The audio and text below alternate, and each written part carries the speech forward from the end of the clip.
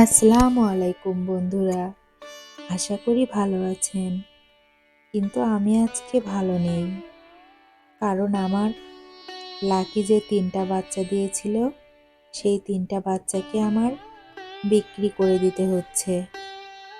আমি ওই ৩টার নাম রেখেছি লাড্ডু, হাওয়াই আর মিঠাই। ওই ৩টাকে নিয়ে আমার সারাটা দিন খুব আনন্দে কেটে যেত। কিন্তু কিচ্ছু করার নেই। আসলে আপনারা তো যারা খরগোশ পালন করেন তারা জানেন, খরগোশ অনেক বেশি খাবার খায়। আর আমার খরগোশকে আমি ঘাস খাওয়িয়ে রাখি। আমার পক্ষে আসলে এতগুলোর জন্য ঘাস কাটা সম্ভব না। এই জন্য আমার ওদেরকে বিক্রি করে দিতে হচ্ছে। তো যাই হোক, ওরা যেখানেই যাক, ভালো থাক, সুস্থ থাক, এটাই আমি চাই।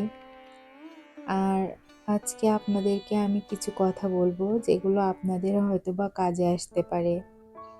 খরগোশ কোন সময়টাতে বেশি অ্যাক্টিভ থাকে, কোন সময়টাতে খেলা করে? আমরা কিন্তু দেখি ওরা সারাদিনই ঘুমোয়, সারাদিনই ঘুমিয়ে থাকে, খুব একটা খাবারও খায় না। কিন্তু খরগোশ রাত্রে মূলত বেশি অ্যাক্টিভ থাকে। ওরা দিনে বিশ্রাম করে, দিনের বেলা আসলে ওদের বিশ্রাম নেওয়ারই সময়, আর রাত্রে অনেক বেশি খাবার খায়। তো আপনারা যারা খরগোশ পালন করেন তারা রাত্রেবেলা পর্যাপ্ত পরিমাণে খাবার দিয়ে রাখবেন। আমি তো আমার খরগোশগুলোকে সন্ধ্যার সময় একবার খাবার দিই, আবার যখন ঘুমোতে যাই রাত 11টার দিকে তখন আরেকবার খাবার দিই। তো এই হলো আমার খাবার দেওয়ার রুটিন। আর সকালে অনেক বেশি খাবার দিলে দেখবেন ওরা অনেক নষ্ট করে।